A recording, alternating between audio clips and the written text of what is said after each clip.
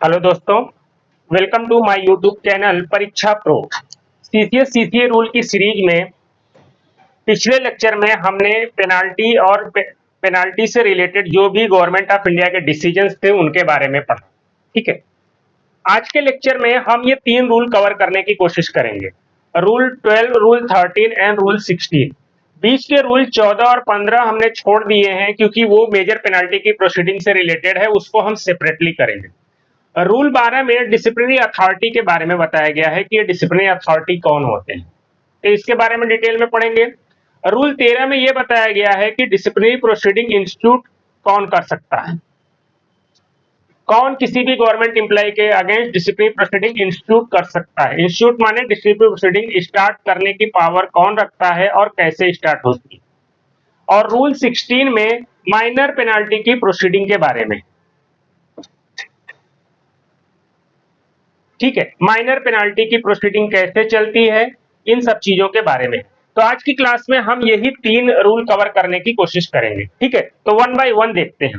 सबसे पहले रूल 12 हम पढ़ेंगे कि डिसिप्लिनरी अथॉरिटी क्या होते हैं, कौन होते हैं। सीसीएस सीसीए रूल में सबसे ज्यादा बार अगर ये कोई टर्म यूज हुआ है तो वो है डिसिप्लिनरी अथॉरिटी।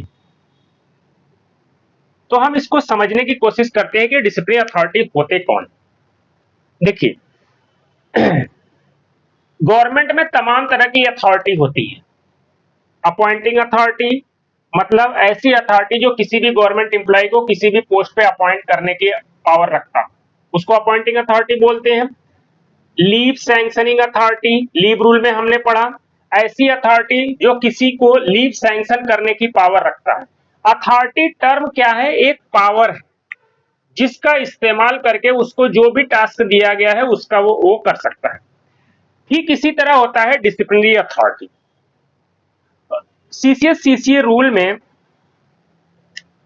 जो है कि हमने पढ़ा था रूल 11, जिसमें हमने टोटल पेनाल्टीज दी हुई है उसके बारे में हमने बात की थी कि total 9 penalty CCS CCA rule में दी गई। ये 9 पेनाल्टी किसी भी गवर्नमेंट एम्प्लॉय पे कोई भी अथॉरिटी नहीं लगा सकता। ये स्पेसिफाई किया गया है कि किसी भी गवर्नमेंट एम्प्लॉय पे पेनाल्टी कौन लगा सकता है। ठीक है, तो डिसिप्लिनरी अथॉरिटी की जो डिफिनीशन होती है वो यही है कि ऐसी अथॉरिटी जो किसी भी गवर्नमेंट एम्प्लॉय पे रूल 11 के तहत जो मेंशन है पेनाल्टीज, 9 पेनाल्टीज, उनमें से कोई भी एक पेनाल्टी अगर लगाने की वो पावर रखता है तो वो अथॉरिटी डिसिप्लिनरी अथॉरिटी कहलाता है। ठीक है, कहने का मतलब कोई भी अथॉरिटी अगर वो किसी भी गवर्नमेंट एम्प्लॉय के ऊपर रूल 11 के तहत जो 9 पेनाल्टीज दी गई हैं उनमें से कोई एक भी, या तो एक भी हो या सारा लगाने की पावर रखता हो, ऐसी अथॉरिटी को डिसिप्लिनरी अथॉरिटी बोला जाता है। ठीक है, अगर कोई भी अथॉरिटी है वो कितना ही सीनियर क्यों नहीं है, लेकिन अगर वो किसी भी गवर्नमेंट एम्प्लॉय पे कोई भी पेनाल्टी रूल 11 के तहत जो पेनाल्टी है वो लगाने की पावर नहीं रखता है तो ऐसे केस में उसको डिसिप्लिनरी अथॉरिटी नहीं माना जाएगा। ठीक है, ये चीज। तो disciplinary authority means authority who is empowered किस चीज के लिए? To impose any of the penalty specified in rule 11। ठीक है, तो ऐसी अथॉरिटी जो रूल 11 के तहत जो भी 9 पेनाल्टीज प्रिस्क्राइब्ड हैं उनमें से कोई एक भी अगर किसी भी गवर्नमेंट एम्प्लॉय के ऊपर लगाने की पावर रखता है तो उसे डिसिप्लिनरी अथॉरिटी बोलते हैं। एनी का मतलब कोई एक भी पेनाल्टी लगाने की पावर रखे या सारी पेनाल्टी लगाने की पावर रखे तब भी उसे डिसिप्लिनरी अथॉरिटी ही बोला जाता है। आगे हम अभी डिसिप्लिनरी अथॉरिटी के बारे में पढ़ेंगे तो देखेंगे कुछ ऐसी अथॉरिटी होती है जो 9 के 9 पेनाल्टी किसी पे लगा सकती है। कुछ ऐसी अथॉरिटी होती है जिनको केवल कुछ ही पेनाल्टी लगाने की पावर दी गई है, बाकी पेनाल्टी वो कुछ गवर्नमेंट एम्प्लॉय पे नहीं लगा सकती। ठीक है, तो यहां पे यही है कि या तो उस गवर्नमेंट एम्प्लॉय पे वो सारी पेनाल्टी लगाने की पावर रखे या कोई एक सिंगल पेनाल्टी भी अगर लगाने की पावर रखता है तो उस गवर्नमेंट एम्प्लॉय के रिस्पेक्ट में वो डिसिप्लिनरी अथॉरिटी। ठीक है, ये चीज। अब जो है कि किस केस में डिसिप्लिनरी अथॉरिटी कौन होता है, इसका क्लासिफिकेशन जो किया गया है ये पोस्ट के आधार पे किया गया है कि कोई भी गवर्नमेंट सर्वेंट कोई भी मिसकंडक्ट करते समय जो भी पोस्ट वो होल्ड कर रहा है, ठीक है, उस पोस्ट के आधार पे जो है कि उसकी डिसिप्लिनरी अथॉरिटी प्रेस्क्राइब होती है। ठीक है, जिस पोस्ट पे काम करते समय उस गवर्नमेंट एम्प्लॉय ने वो मिसकंडक्ट किया हुआ है, ठीक है, उस पोस्ट के रिस्पेक्ट में जो है कि डिसिप्लिनरी अथॉरिटी जो प्रेस्क्राइब्ड है वही डिसिप्लिनरी अथॉरिटी डिसिप्लिनरी प्रोसीडिंग चलाएगी और एप्रोप्रिएट पेनल्टी भी लगाएगी। ठीक है, ये चीज। अब हम देखते हैं कि कौन है जो डिसिप्लिनरी अथॉरिटी के रूप में काम कर सकता है। Who are the disciplinary authority? पहला, प्रेसिडेंट।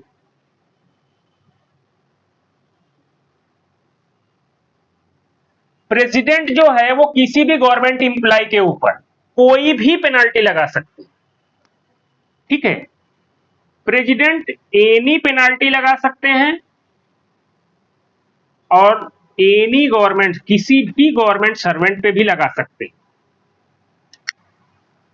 ठीक है, तो पहली बात तो ये प्रेसिडेंट का जो मतलब है सीसीए रूल में, वो मिनिस्टर इंचार्ज होता है।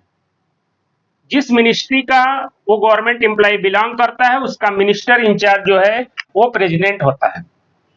ठीक है, सीसीए रूल में हर जगह मिनिस्टर इंचार्ज ही प्रेसिडेंट के रूप में जो है कि काम करता है। कुछ ऐसी सिचुएशन होंगी जहां president means president of India होता है।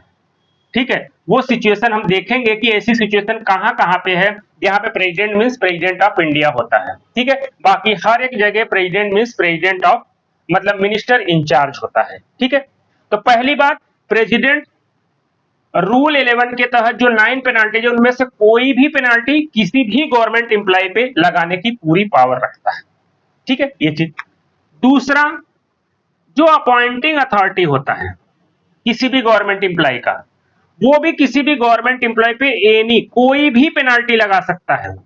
जो रूल 9 में रूल 11 में जो 9 की 9 पेनाल्टी है, वो 9 की 9 पेनाल्टी लगाने की पावर अपॉइंटिंग अथॉरिटी रखता है। मतलब जिसने उसे उस पोस्ट पे अपॉइंट किया उसके रिस्पेक्ट में जो अपॉइंटिंग अथॉरिटी है वो उसके ऊपर कोई भी पेनाल्टी लगा सकता है। ठीक है, इसके अलावा सीसीए रूल में एक शेड्यूल दिया हुआ है। ठीक है, इस शेड्यूल में 3 चीजें स्पेसिफाई की गई है कि किस पोस्ट के अपॉइंटिंग अथॉरिटी कौन है, डिसिप्लिनरी अथॉरिटी कौन है और अपीलेट अथॉरिटी कौन है। ठीक है, ये उस शेड्यूल में दिया हुआ है। सारा शेड्यूल याद करने की जरूरत नहीं है, कुछ सर्टेन चीजें जो हमसे पूछी जा सकती हैं वो हम यहां पे पढ़ेंगे। ठीक है, तो ये जो शेड्यूल है इसमें अपॉइंटिंग अथॉरिटी के बारे में बताया गया है, डिसिप्लिनरी अथॉरिटी के बारे में बताया गया और अपीलेट अथॉरिटी के बारे में भी बताया गया है कि किस पोस्ट के अगेंस्ट कौन अपॉइंटिंग अथॉरिटी होता है, कौन डिसिप्लिनरी अथॉरिटी होता है और कौन अपीलेट अथॉरिटी भी होता है। कौन सी डिसिप्लिनरी अथॉरिटी ऐसी है जो सारे पेनल्टी लगा सकते हैं या कौन सी डिसिप्लिनरी अथॉरिटी ऐसी जो केवल कुछ पेनल्टी लगा सकती है, ये सारी चीजें स्पेसिफाइड है सीसीए रूल के उस शेड्यूल में।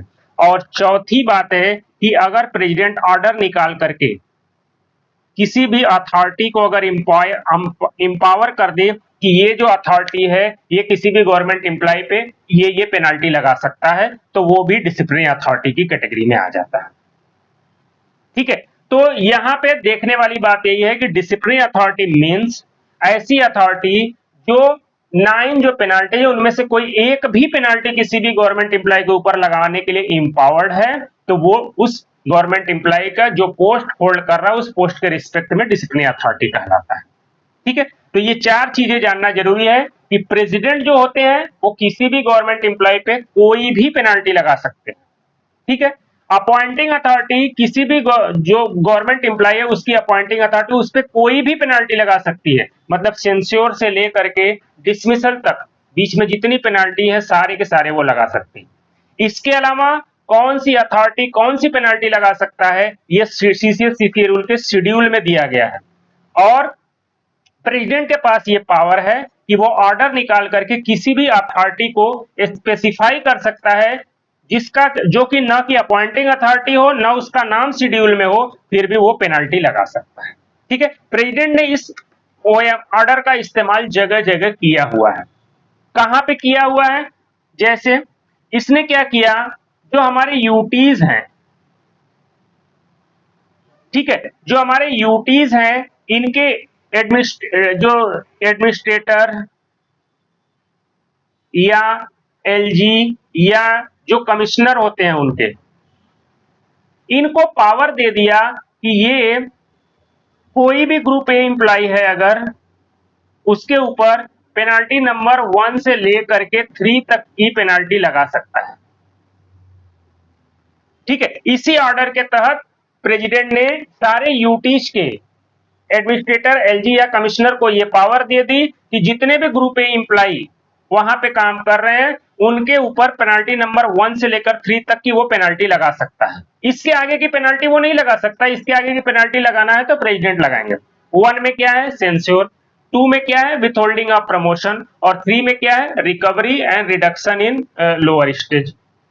ठीक है, लोअर स्टेज, तो ये पेनाल्टी वो लगा सकता है। इसके आगे की पेनाल्टी अगर लगानी पड़ेगी तो वो प्रेसिडेंट के द्वारा ही लगाई जाएगी। ठीक है, साथ ही साथ इसी ऑर्डर का इस्तेमाल करते हुए जो लबासना है,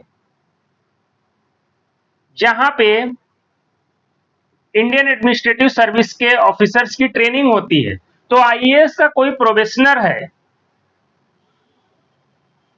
ठीक है, तो जो लबासना का डायरेक्टर होता है वो इन प्रोबेशनर पे पेनाल्टी नंबर 1 से लेके पेनाल्टी नंबर 3 तक की पेनाल्टी लगा सकता है। ठीक है, ये दोनों चीजें प्रेसिडेंट ने ऑर्डर निकाल करके इनको पावर दिया हुआ है। ठीक है, तो ये बात ध्यान रखिएगा, इतनी सारी बातें डिसिप्लिन अथॉरिटी के बारे में जानना जरूरी है। ठीक है, ये चीज। अब हम थोड़ा सा पढ़ते हैं कि किस केस में ये शेड्यूल में दिया क्या है। ठीक है, और उससे कई सारे कॉन्सेप्ट निकल करके आएंगे।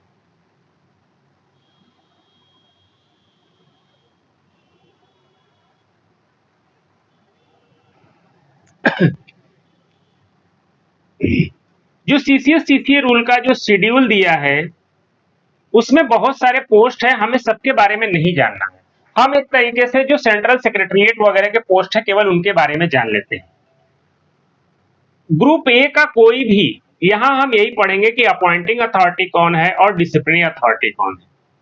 ठीक है, ग्रुप ए का कोई भी गवर्नमेंट एम्प्लॉय है, उसकी अपॉइंटिंग अथॉरिटी प्रेसिडेंट है और उसकी डिसिप्लिनरी अथॉरिटी भी प्रेसिडेंट है। ठीक है, कुछ केसेज में मैंने बताया कि लबासना और यूटीज के केस में डिसिप्लिनरी अथॉरिटी ने, प्रेसिडेंट ने अपनी पावर जो है सर्टेन एक्सटेंट तक डेलीगेट की हुई। ठीक है, तो अगर सीएसएस कैडर की हम बात करें तो जो ग्रुप ए का कोई भी एम्प्लॉय होता है उसका अपॉइंटमेंट जो है प्रेसिडेंट के द्वारा किया जाता है और उसकी डिसिप्लिनरी अथॉरिटी भी प्रेसिडेंट होता है। मतलब ग्रुप ए के एम्प्लॉय पे कोई भी पेनाल्टी प्रेसिडेंट के अलावा कोई लगा ही नहीं सकता। ठीक है, ये चीज। अब अगर हम ग्रुप बी में आए, ठीक है, तो इनकी जो अपॉइंटिंग अथॉरिटी ये प्रेसिडेंट होते हैं। ठीक है, लेकिन इनके डिसिप्लिनरी अथॉरिटी को लेकर के थोड़ा सा रूल अलग किया गया है। डिसिप्लिनरी अथॉरिटी के बारे में बोला गया है कि अगर वो ग्रुप बी गजेटेड है या ग्रुप बी नॉन गजेटेड है, ठीक है, वो डिपेंड करता है कि वो गजेटेड है कि नॉन गजेटेड है। अगर वो गजेटेड है तो ऐसे केस में जो सेक्रेटरी होता है उस मिनिस्ट्री डिपार्टमेंट का, वो उसके ऊपर केवल पेनाल्टी नंबर 1 लगा सकता है, मतलब केवल सेंश्योर की पेनाल्टी लगा सकता है। इसके अलावा ग्रुप बी गजेटेड पे सेक्रेटरी कोई भी पेनाल्टी नहीं लगा सकता है और बाकी पेनाल्टी लगाने की पावर किसके पास है, प्रेसिडेंट के पास।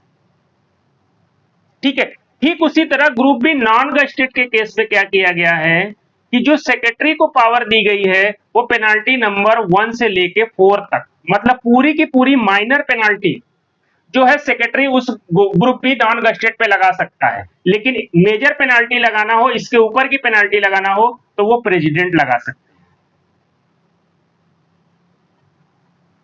ठीक है, तो ग्रुप बी के बारे में कहानी कुछ इस तरीके से है। और जो ग्रुप सी होता है, ठीक है, उसकी जो अपॉइंटिंग अथॉरिटी है DS oblique director incharge of administration. जो एडमिनिस्ट्रेशन का डीएस या डायरेक्टर होता है वही उसकी अपॉइंटिंग अथॉरिटी होता है और यही इसकी डिसिप्लिनरी अथॉरिटी भी होता है, डीएस ऑब्लिक डायरेक्टर। ठीक है, सारी की सारी पेनाल्टी, क्योंकि अपॉइंटिंग अथॉरिटी मैंने पहले ही बताया कि कोई भी पेनाल्टी लगा सकता है।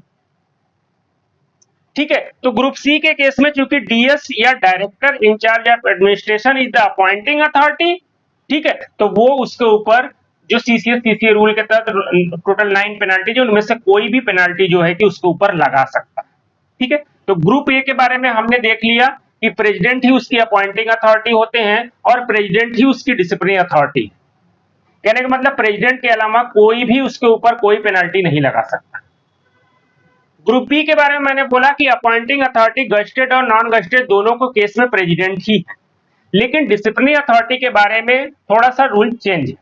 अगर कोई ग्रुप बी गस्टेड है, मतलब एसओ की पोस्ट पे अगर वो है, तो उसका सेक्रेटरी केवल उसके ऊपर सेंस्योर की पेनाल्टी लगा सकता है, इसके अलावा कोई पेनाल्टी नहीं लगा सकता।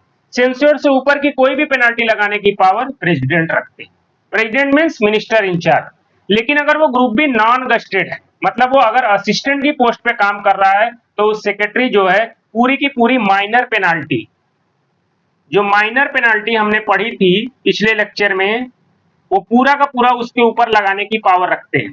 लेकिन अगर कोई मेजर पेनाल्टी उसके ऊपर लगानी है तो वो प्रेसिडेंट के द्वारा लगाया जाएगा। ठीक है, ठीक उसी तरह ग्रुप सी के बारे में हमने पढ़ लिया।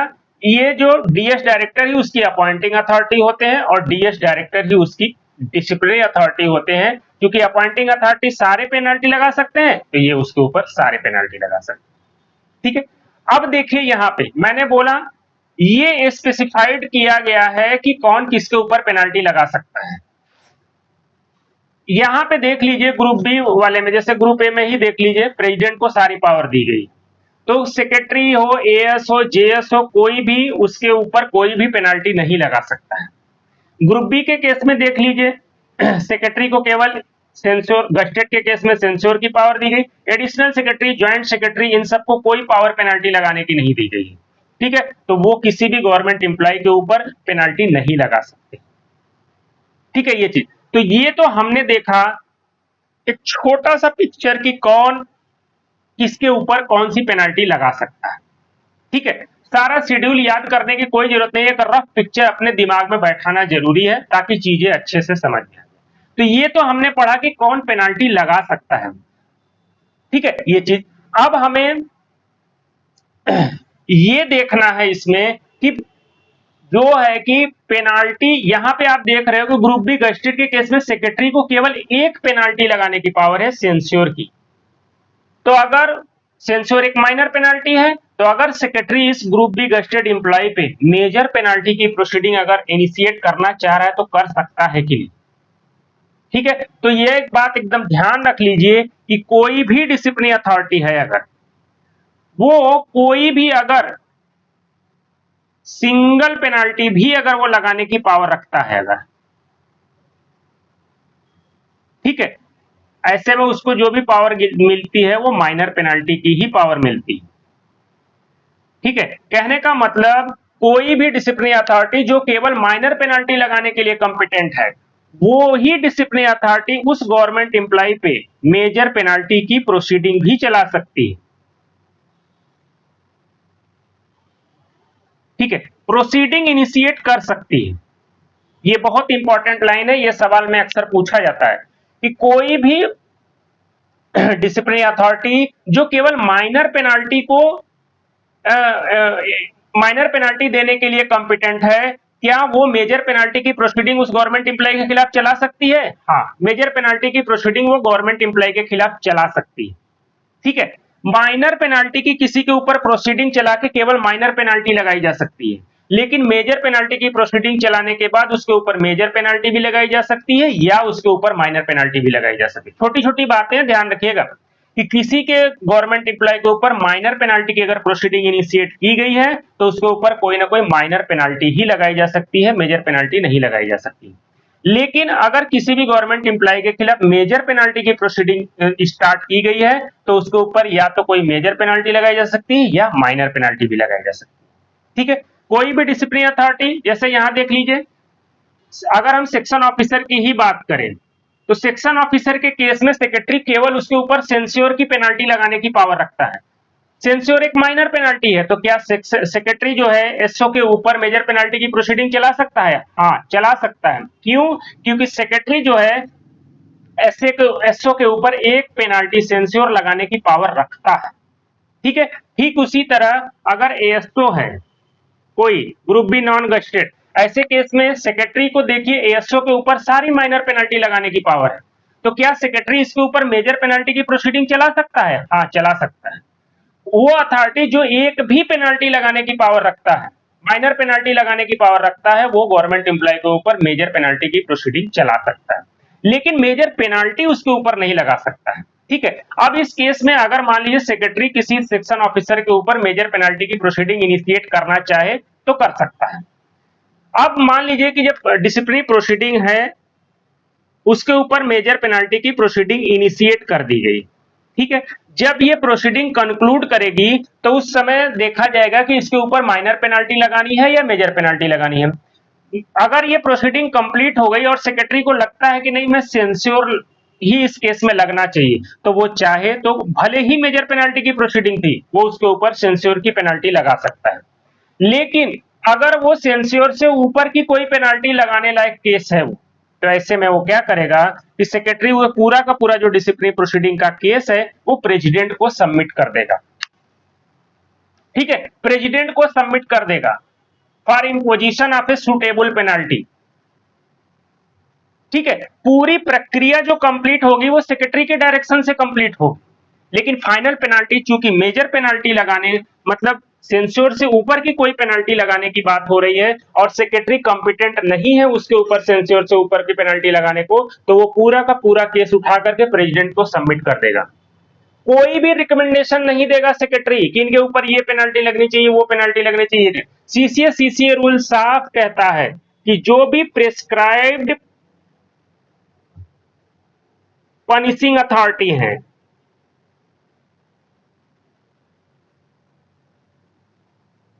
ठीक है, यही डिसाइड करेंगे कि किस गवर्नमेंट एम्प्लॉय के ऊपर कौन सी पेनाल्टी लगे।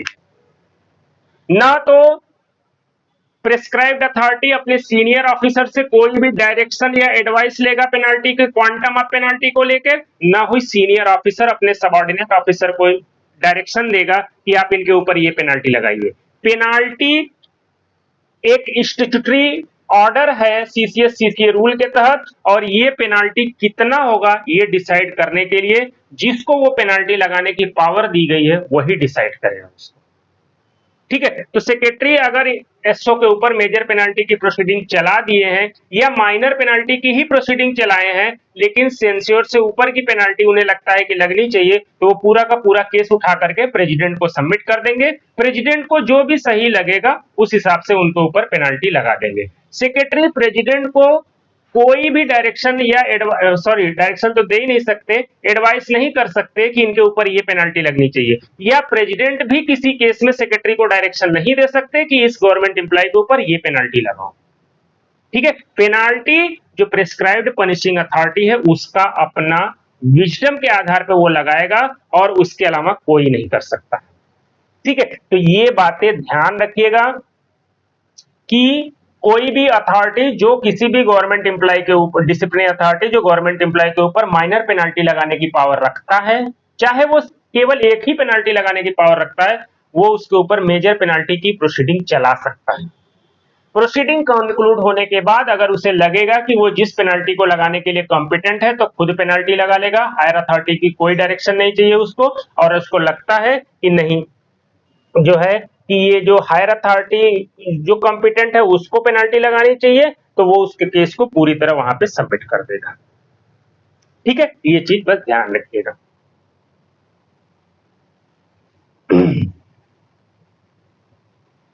अब हम देखते हैं, एक सिचुएशन पढ़ने की कोशिश करते हैं कि कोई भी गवर्नमेंट एम्प्लॉय है, अगर उसका ट्रांसफर हो गया,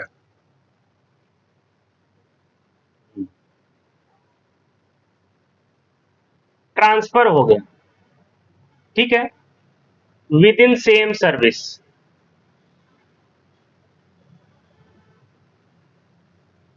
ठीक है, दूसरा एक और हो सकता है कि उसका ट्रांसफर जो हो जाए अनदर सर्विस में हो जाए। ठीक है, कोई भी गवर्नमेंट एम्प्लॉय था जिसके ऊपर डिसिप्लिनरी प्रोसीडिंग जो है कि वो चल रही थी और उसके बीच में उसका ट्रांसफर अगर विद इन सेम सर्विस में हो गया, मतलब एक तरीके से उसका जो डिसिप्लिनरी अथॉरिटी है वो चेंज हो गया, तो ऐसे केस में जो नया डिसिप्लिनरी अथॉरिटी है क्या करेगा, वो फिर से उसके ऊपर डिसिप्लिनरी प्रोसीडिंग चलाएगा या जो पहले की डिसिप्लिनरी अथॉरिटी जो प्रोसीडिंग चलाई हुई थी जहां तक रुका हुआ था उसी के आगे कंटिन्यू करेगा।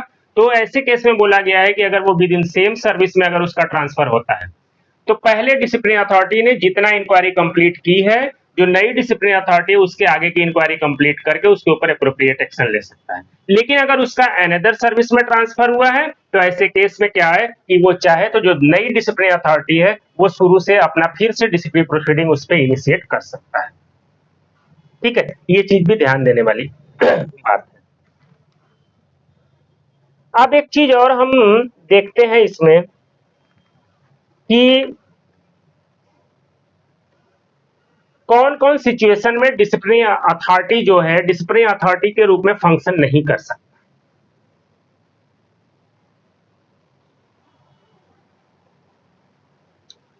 ठीक है, कैन नॉट फंक्शन। ठीक है, ऐसी कौन सी सिचुएशन में है कि जबकि डिसिप्लिनरी अथॉरिटी के रूप में फंक्शन नहीं कर सकता। पहला, अगर डिसिप्लिनरी अथॉरिटी ही उस केस में अगर कंप्लेनेंट है तो अगर वो जो कंप्लेन आई है वो डिसिप्लिनरी अथॉरिटी के तरफ से ही अगर आई हुई है तो वो डिसिप्लिनरी अथॉरिटी उस केस में डिसिप्लिनरी अथॉरिटी के रूप में फंक्शन नहीं कर सकता। दूसरा, अगर डिसिप्लिनरी अथॉरिटी उस केस में विटनेस है, ठीक है, तो ऐसे केस में वो जो डिसिप्लिनरी अथॉरिटी है वो डिसिप्लिनरी अथॉरिटी के रूप में फंक्शन नहीं कर सकता। एक्चुअली डिसिप्लिनरी अथॉरिटी का जो रोल है जज की तरह रोल है और जज को हमेशा न्यूट्रल होना चाहिए, तो ये दोनों सिचुएशन न्यूट्रलिटी का है ही नहीं। ठीक है, दोनों ही सिचुएशन में वो बायसनेस है। विटनेस होगा तो या तो प्रोसिक्यूशन साइड का विटनेस होगा या डिफेंस साइड का विटनेस होगा, किसी न किसी साइड का तो होगा। कंप्लेनेंट है तो जाहिर सी बात है वन साइडेड होगा। ठीक है, तो ऐसे केस में वो डिसिप्लिनरी अथॉरिटी उस गवर्नमेंट एम्प्लॉय के खिलाफ अगेंस्ट डिसिप्लिनरी अथॉरिटी के रूप में काम नहीं कर सकता। एक तीसरी सिचुएशन और होती है, ठीक है, वो ये है कि when appointing authority is senior to disciplinary authority. इसको समझने की कोशिश करते हैं। इसको ऐसे नहीं समझ में आएगा, इसको एग्जाम्पल से समझेंगे तो समझ में आएगा। हमने अभी पीछे पढ़ा कि जो भी ग्रुप सी पोस्ट के जो भी गवर्नमेंट एम्प्लॉय होते हैं उनकी जो अपॉइंटिंग अथॉरिटी कौन है, डीएस या डायरेक्टर। हमने अभी पढ़ा। मान लीजिए कि किसी मिनिस्ट्री या डिपार्टमेंट में डीएस या डायरेक्टर की जो पोस्ट है एडमिनिस्ट्रेशन की वो वैकेंट थी, कोई था ही नहीं, और कोई ग्रुप सी का एम्प्लॉय जो है कि वो अपॉइंटमेंट उसका करना था, ये लोग अवेलेबल ही नहीं थे, या तो पोस्ट वैकेंट थी, लॉन्ग लीव, जो भी वजह आप समझ लीजिए, और इस ग्रुप सी का जो एम्प्लॉय का जो अपॉइंटमेंट किया गया वो डीएस डायरेक्टर से किसी हायर ऑफिसर के द्वारा किया गया। ठीक है, मान लीजिए वो जेएस हो सकते हैं, एएस हो सकते हैं या सेक्रेटरी, इनकी अप्रूवल से किया गया। ठीक है, तो इनके केस में अब ये क्या हो गए, ये अपॉइंटिंग अथॉरिटी हो गए। क्यों? क्योंकि इन्होंने उसे सर्विस में अपॉइंट किया। तो यहां पे जो अपॉइंटिंग अथॉरिटी है वो क्या हो गया, और डीएस एंड डायरेक्टर क्या है उस केस में, अपॉइंटिंग अथॉरिटी भी है और डिसिप्लिनरी अथॉरिटी भी है। तो चूंकि ये अवेलेबल नहीं थे तो अपॉइंटिंग अथॉरिटी का जो रोल प्ले किया वो सीनियर ऑफिसर ने रोल प्ले कर दिया। ठीक है, तो अब इस गवर्नमेंट एम्प्लॉय के खिलाफ अगर कोई भी डिसिप्लिनरी प्रोसीडिंग चलानी है तो वो अपॉइंटिंग अथॉरिटी से चूंकि जूनियर है ये डिसिप्लिनरी अथॉरिटी, तो ऐसे केस में ये डिसिप्लिनरी अथॉरिटी जो है अब उस गवर्नमेंट एम्प्लॉय के अगेंस्ट डिसिप्लिनरी अथॉरिटी के रूप में काम नहीं कर सकता, क्योंकि उसका जो अपॉइंटमेंट किया गया है वो उसके हायर अथॉरिटी के द्वारा किया गया है। ठीक है, तो ऐसी सिचुएशन में होगा कौन जो डिसिप्लिनरी अथॉरिटी के रूप में काम करेगा। ऐसे केस में क्या करेंगे कि जो प्रेसिडेंट हैं वो ऑर्डर निकाल करके एडहॉक डिसिप्लिनरी अथॉरिटी का अपॉइंटमेंट करेंगे। ठीक है, ध्यान रखिएगा, ये पूछता है अक्सर कि किस किस सिचुएशन में एडहॉक डिसिप्लिनरी अथॉरिटी का अपॉइंटमेंट किया जा सकता है। तो यही सारी सिचुएशन है जिस केस में एडहॉक डिसिप्लिनरी अथॉरिटी का अपॉइंटमेंट किया जा सकता है। ठीक है, यही तीनों सिचुएशन है जबकि एडहॉक डिसिप्लिनरी अथॉरिटी जो है अपॉइंट किया जाता है, किसके द्वारा? प्रेसिडेंट के द्वारा ऑर्डर निकाल करके इस पर्टिकुलर केस में कौन डिसिप्लिनरी अथॉरिटी के रूप में काम करेगा। ठीक है, तो ये ध्यान रखिएगा। अब सवाल ये होता है, जैसे हमने पढ़ा कि जो डिसिप्लिनरी अथॉरिटी है, कोई कंप्लेनेंट है तो वो डिसिप्लिनरी अथॉरिटी के रूप में काम नहीं कर सकता, कोई विटनेस है वो डिसिप्लिनरी अथॉरिटी के रूप में काम नहीं कर सकता। ठीक है, लेकिन अगर कोई अथॉरिटी है जिसने प्रिलिमिनरी इन्वेस्टिगेशन किया था, ठीक है, मतलब डिसिप्लिनरी अथॉरिटी ने खुद प्रिलिमिनरी इन्वेस्टिगेशन किया था, तो क्या वो डिसिप्लिनरी अथॉरिटी के रूप में काम कर सकता है? हाँ, कर सकता है, लेकिन एक कंडीशन है कि जब उसने अपनी प्रिलिमिनरी इन्वेस्टिगेशन की रिपोर्ट दी तो ओपनली उसने गवर्नमेंट एम्प्लॉय को गिल्टी नहीं डिक्लेयर किया। ठीक है, गिल्टी डिक्लेयर नहीं किया। कहने का मतलब ये जो डिसिप्लिनरी अथॉरिटी है कोई भी प्री ऑक्युपाइड माइंड से न हो। ठीक है, प्रिलिमिनरी इन्वेस्टिगेशन क्या होता है अभी हम थोड़ा देर में पढ़ेंगे। ठीक है, तो ये सारी बातें हैं, छोटी छोटी बातें हैं जो हमें डिसिप्लिनरी अथॉरिटी के बारे में जानना चाहिए। ठीक है, तो यही सारी छोटी छोटी बातें थी जो हमें डिसिप्लिनरी अथॉरिटी के चैप्टर में पढ़ना था। ठीक है, और इसमें कुछ नया नहीं है। एक चीज और देख लेते हैं यहीं पे, हमने पीछे पढ़ा था कि कोई भी ऑफिसर अगर किसी दूसरे ऑफिसर की करंट ड्यूटी को परफॉर्म कर रहा है, ठीक है, तो वो उसकी एडमिनिस्ट्रेटिव और फाइनेंशियल पावर को तो यूज कर सकता है, लेकिन उसकी जो है कि स्टैट्यूटरी पावर को यूज नहीं कर सकता अगर वो करंट ड्यूटी को परफॉर्म कर रहा है। ठीक है, तो ऐसे केस में क्या है, क्या वो जो ऑफिसर है उस गवर्नमेंट एम्प्लॉय को सस्पेंड कर सकता है? हाँ, तो उस गवर्नमेंट एम्प्लॉय को सस्पेंड करने की पावर रखता है। क्यों? क्योंकि सस्पेंशन कोई पेनाल्टी नहीं होती है। सस्पेंशन जो है टर्मिनेशन ऑफ ड्यूटीज है। अगर जो प्रेस्क्राइब जो है डिसिप्लिनरी अथॉरिटी नहीं है, उसकी लिंक ऑफिसर के रूप में कोई दूसरा ऑफिसर काम कर रहा है और वो जो गवर्नमेंट एम्प्लॉय को सस्पेंड करने की जरूरत है तो उसको सस्पेंड करने की पावर रखता है। ठीक है, तो ये छोटी सी बात है जो आपसे पूछी जा सकती है, इसको ध्यान रखना जरूरी है। ठीक है, ये चीज अब एक रूल, एक्चुअली रूल 12 और 13 हमने मिक्स करके पढ़ा है। ठीक है, जो रूल 13 है जो मैंने बताया कि डिसिप्लिनरी प्रोसीडिंग इंस्टीट्यूट करने से रिलेटेड। ठीक है, कि कौन डिसिप्लिनरी प्रोसीडिंग इंस्टीट्यूट कर सकता है? पहला, प्रेसिडेंट। प्रेसिडेंट जो है किसी भी, चूंकि हमने पहले ही बात की कि प्रेसिडेंट कोई भी पेनाल्टी लगा सकते हैं और किसी पे भी लगा सकते हैं, तो इसीलिए किसी के ऊपर डिसिप्लिनरी प्रोसीडिंग इंस्टीट्यूट करने की पावर प्रेसिडेंट रखते हैं। दूसरा, एनी अदर अथॉरिटी जिसको प्रेसिडेंट ने ऑर्डर करके उन्हें एम्पावर किया हो। ठीक है, तो ये नॉर्मली तो हर जगह होता है कि प्रेसिडेंट के पास नॉर्मली हर चीज की पावर होती है। ठीक है, अगली बात यह है कि जो प्रेसिडेंट है ये किसी भी डिसिप्लिनरी अथॉरिटी को डायरेक्शन दे सकते हैं किसी भी गवर्नमेंट एम्प्लॉय के ऊपर डिसिप्लिनरी प्रोसीडिंग इंस्टीट्यूट करने के लिए। ठीक है, यही सवाल जो है कि पिछली बार के एग्जाम में आया है कि क्या प्रेसिडेंट किसी भी डिसिप्लिनरी अथॉरिटी को डायरेक्शन दे सकते हैं किसी भी गवर्नमेंट एम्प्लॉय के खिलाफ डिसिप्लिनरी प्रोसीडिंग स्टार्ट करने के लिए? तो हाँ, दे सकते हैं। ध्यान रखिएगा, डिसिप्लिनरी प्रोसीडिंग स्टार्ट करने के लिए डायरेक्शन दे सकते हैं, लेकिन प्रेसिडेंट किसी भी डिसिप्लिनरी अथॉरिटी से ये नहीं कह सकते कि आप इसके ऊपर ये पेनाल्टी लगाओ। पेनाल्टी लगाने के लिए कोई किसी को नहीं कह सकता है, लेकिन प्रेसिडेंट के पास ये पावर है कि वो किसी भी डिसिप्लिनरी अथॉरिटी को डायरेक्शन दे सकते हैं डिसिप्लिनरी प्रोसीडिंग स्टार्ट करने के लिए। ठीक है, प्रेसिडेंट किसी पे कोई पेनाल्टी लगाना चाहे तो प्रेसिडेंट खुद कॉम्पिटेंट है। हमने पढ़ा कि वो एनी गवर्नमेंट एम्प्लॉय पे एनी पेनाल्टी लगाने के लिए कॉम्पिटेंट है। ठीक है, तो वो खुद से उसको लगा सकता है। ठीक है, तो ये बात भी ध्यान रखिएगा। तो रूल 12 और 13 में यही सारी बातें थी। ठीक है, अब हम आते हैं कि माइनर पेनाल्टी की प्रोसीडिंग के बारे में पढ़ते हैं। रूल 16, मेजर पेनाल्टी की जो प्रोसीडिंग होती है वो रूल 14 में होता है, उसको हम थोड़ा देर में पढ़ेंगे।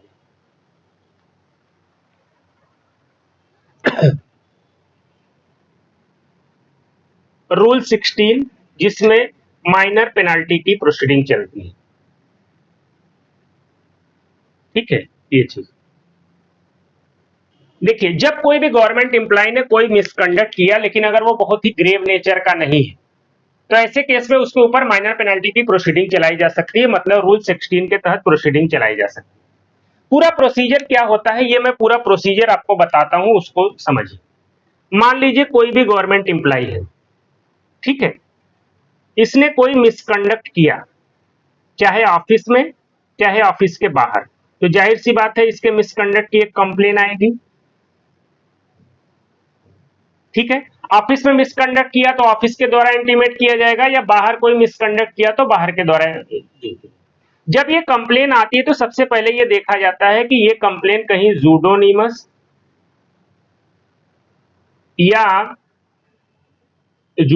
या एनोनिमस तो नहीं है।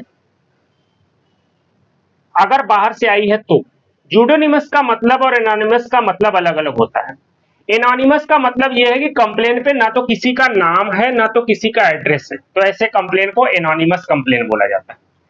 जूडोनिमस कंप्लेन का मतलब ये होता है कि कंप्लेन पे मतलब नाम और एड्रेस तो है, लेकिन जो एलिगेशन लगाए गए हैं वो एक तरीके से बहुत ही वेग टाइप के हैं, कोई भी सब्सटेंस नहीं है, कोई भी प्रूफ वगैरह नहीं लगाया गया है उस एलिगेशन। तो सीबीसी की गाइडलाइन है कि अगर किसी भी गवर्नमेंट एम्प्लॉय के खिलाफ कोई भी जूडोनिमस या एनोनिमस कंप्लेन आता है तो उसको सिंपली फाइल कर देना है। ठीक है, ऐसे कंप्लेन को एग्जामिन करने की कोई जरूरत नहीं, ये सीबीसी की गाइडलाइन है।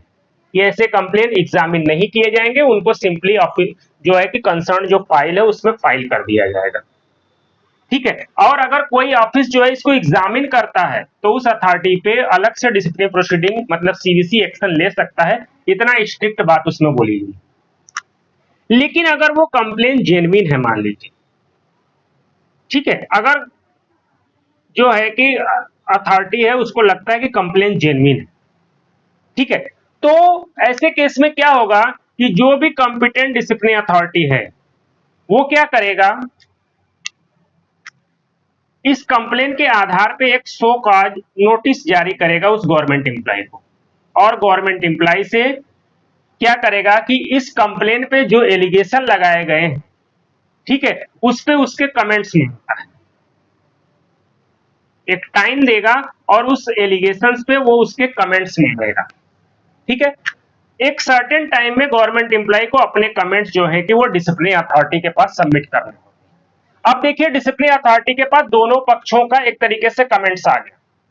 डिसिप्लिनरी अथॉरिटी के पास कंप्लेनेंट का पक्ष भी आ गया कंप्लेन के जरिए, और उस गवर्नमेंट एम्प्लॉय का भी पक्ष आ गया उस कंप्लेन में जो कंटेंट दिया गया उस पर, दोनों पक्ष इसके पास आ गया। ठीक है, ऐसी सिचुएशन में क्या हो सकता है कि डिसिप्लिनरी अथॉरिटी अभी दो सिचुएशन सामने आ सकती है, दोनों पक्ष सुनने के बाद, ठीक है, या तो उसे लग सकता है कि नहीं कंप्लेनेंट झूठ बोल रहा है और वो गवर्नमेंट एम्प्लॉय का जो कमेंट है उससे सेटिस्फाइड हो सकता है, तो ऐसे केस में वो क्या करेगा, कंप्लेन को डिस्पोज ऑफ कर देगा। ठीक है, एक सिचुएशन ये हो सकती है। दूसरी सिचुएशन ये हो सकती है कि उसको लगे कि नहीं कंप्लेनेंट सही बोल रहा है, उसके जो एविडेंस है वो ज्यादा स्ट्रांग है और गवर्नमेंट एम्प्लॉय का जो रिप्लाई है वो सेटिस्फैक्टरी नहीं है, तो ऐसे केस में क्या करेगा, ये जो डिसिप्लिनरी अथॉरिटी है इस गवर्नमेंट एम्प्लॉय के ऊपर डिसिप्लिनरी प्रोसीडिंग इनिशिएट करने की परमिशन दे देगा, इंस्टीट्यूट करने की परमिशन देता है। ठीक है, एक तीसरी सिचुएशन भी हो सकती है कि इन दोनों का पक्ष सुनने के बावजूद भी अभी डिसिप्लिनरी अथॉरिटी जो है डिसाइड ही नहीं कर पा रहा है कि ये जो गवर्नमेंट एम्प्लॉय है इसके खिलाफ कोई भी एक तरीके से थोड़ा बहुत भी सब्सटेंस बन रहा है, कंप्लेन में सब्सटेंस है कि नहीं। मतलब कंप्लेनेंट का जो पॉइंट है, गवर्नमेंट एम्प्लॉय का जो पॉइंट है, इन सबको मिला करके भी अभी डिसिप्लिनरी अथॉरिटी डिसीजन नहीं ले पा रहा है, तो ऐसे केस में ही वो क्या करता है, प्रिलिमिनरी इन्वेस्टिगेशन ऑर्डर कर देता है। ठीक है, प्रिलिमिनरी इन्वेस्टिगेशन एक फैक्ट फाइंडिंग इन्वेस्टिगेशन होता है। फैक्ट फाइंडिंग इन्वेस्टिगेशन मतलब वो इस केस से रिलेटेड और फैक्ट कलेक्ट करता है ताकि डिसिप्लिनरी अथॉरिटी डिसाइड कर पाए कि कंप्लेनेंट की बात सही है या गवर्नमेंट एम्प्लॉय की बात सही। ठीक है, तो किसी ऑफिसर को अपॉइंट कर देगा, उसका काम क्या है, प्रिलिमिनरी इन्वेस्टिगेशन करना। प्रिलिमिनरी इन्वेस्टिगेशन में वो क्या करेगा, फैक्ट कलेक्ट करता है उस घटना से रिलेटेड, और सारे फैक्ट कलेक्ट करके वो क्या करेगा कि डिसिप्लिनरी अथॉरिटी को अपनी प्रिलिमिनरी इन्वेस्टिगेशन रिपोर्ट सबमिट कर देगा। अब जो डिसिप्लिनरी अथॉरिटी के पास जो प्रिलिमिनरी इन्वेस्टिगेशन रिपोर्ट आ गई, उसके आधार पे वो डिसाइड करेगा कि इस गवर्नमेंट एम्प्लॉय के ऊपर माइनर पेनल्टी की प्रोसीडिंग चलानी है या माइनर पेनल्टी की प्रोसीडिंग नहीं चलानी है और इस कंप्लेन को क्लोज कर देना है। ठीक है, तो हर केस में प्रिलिमिनरी इन्वेस्टिगेशन जरूरी नहीं है। अगर डिसिप्लिनरी अथॉरिटी कंप्लेंट और कंप्लेंट पे गवर्नमेंट एम्प्लॉय के कमेंट से सेटिस्फाइड हो गया कि फर्दर मुझे क्या डिसीजन लेना है, तो प्रिलिमिनरी इन्वेस्टिगेशन जरूरी नहीं है। प्रिलिमिनरी इन्वेस्टिगेशन डिसिप्लिनरी अथॉरिटी तभी ऑर्डर करता है जब जितने फैक्ट उसके पास अवेलेबल है उतने से वो कंप्लीट डिसीजन नहीं ले पा रहा है, तो ऐसे केस में वो उस केस में प्रिलिमिनरी इन्वेस्टिगेशन की ऑर्डर कर देता है। ठीक है, तो जिस अथॉरिटी को वो मतलब जिस ऑफिसर को अपॉइंट करेगा वो क्या करेगा, सारे पक्ष से कमेंट लेगा, उनसे बयान दर्ज करेगा, उनका सारा लेकर के डिसिप्लिनरी अथॉरिटी को सबमिट कर देगा। अब उन सारे फैक्ट्स के आधार पर डिसिप्लिनरी अथॉरिटी डिसाइड करेगा कि डिसिप्लिनरी प्रोसीडिंग स्टार्ट करनी है या नहीं करनी। एक सवाल और पूछा जाता है कि क्या प्रिलिमिनरी इन्वेस्टिगेशन है वो एक्स पार्टे हो सकता है। एक्स पार्टे का मतलब एक तरफा, केवल एक ही पक्ष की मतलब की बात सुन करके भी प्रिलिमिनरी इन्वेस्टिगेशन कंप्लीट की जा सकती है। हाँ, की जा सकती है। प्रिलिमिनरी इन्वेस्टिगेशन में गवर्नमेंट एम्प्लॉय को अपॉर्चुनिटी देने का कोई मैंडेटरी प्रोविजन नहीं। ठीक है, कहने का मतलब ये जो प्रिलिमिनरी इन्वेस्टिगेशन करने वाला जो ऑफिसर है, ये मैंडेटरी इसके लिए नहीं है कि ये गवर्नमेंट एम्प्लॉय का भी बयान वो है कि ले, हो सकता है वो जो विटनेस वगैरह हो उनका बयान ले ले, कंप्लेनेंट का बयान ले ले, लेकिन जरूरी नहीं है उसके लिए कि वो इस गवर्नमेंट एम्प्लॉय का भी बयान ले। ठीक है, तो ये बात भी ध्यान रखिएगा कि प्रिलिमिनरी इन्वेस्टिगेशन एक्स पार्टे भी हो सकता है। ठीक है, तो अब अगर प्रिलिमिनरी इन्वेस्टिगेशन की रिपोर्ट आ गई, डिसिप्लिनरी अथॉरिटी ने डिसाइड कर लिया कि नहीं, मुझे इस गवर्नमेंट एम्प्लॉय के ऊपर एक डिसिप्लिनरी प्रोसीडिंग इनिशिएट करनी। ठीक है, तो वो क्या करेगा कि फाइल पे अप्रूवल दे देगा कि डिसिप्लिनरी प्रोसीडिंग इंस्टीट्यूट किया जाए। ठीक है, जब ये अप्रूवल दे दिया जाता है तो उसके बाद चार्ज मेमो या इसी को चार्जशीट बोला जाता है, ये बनाने की प्रक्रिया शुरू होती है। ठीक है, ये चीज इसको थोड़ा इस तरीके से देखते हैं।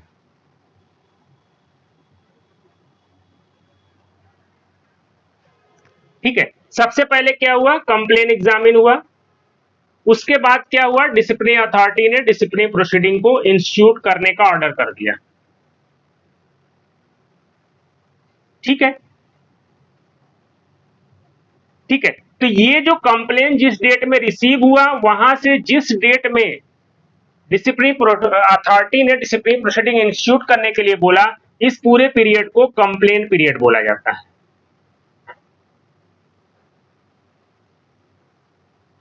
ठीक है, और इस पूरे पीरियड में गवर्नमेंट एम्प्लॉय विजिलेंस एंगल से एकदम क्लियर होता है। ठीक है, जिस डेट में डिसिप्लिनरी अथॉरिटी ने डिसिप्लिनरी प्रोसीडिंग इंस्टीट्यूट करने के लिए मतलब डिसिप्लिनरी प्रोसीडिंग स्टार्ट करने के लिए ऑर्डर कर दिया, उसके बाद चार्ज मेमो बनना शुरू होता है। ठीक है, उसके बाद क्या होगा, चार्ज मेमो बनेगा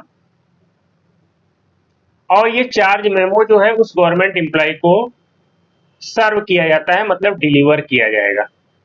ठीक है, तो इसके बीच का जो पीरियड होता है इसको बोलते हैं कंटेम्पलेशन पीरियड।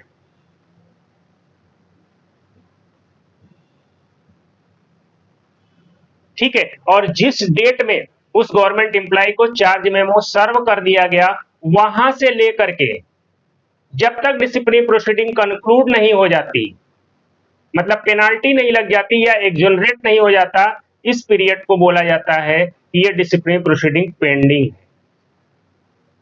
ठीक है, तो ये तीनों टर्म विजिलेंस की भाषा में समझना बहुत जरूरी है कि कंप्लेंट पीरियड क्या होता है, जिस डेट में कंप्लेन आया और जिस डेट में डिसिप्लिनरी प्रोसीडिंग इंस्टीट्यूट करने के लिए ऑर्डर किया गया उसके बीच के पीरियड को कंप्लेंट पीरियड बोला जाता है।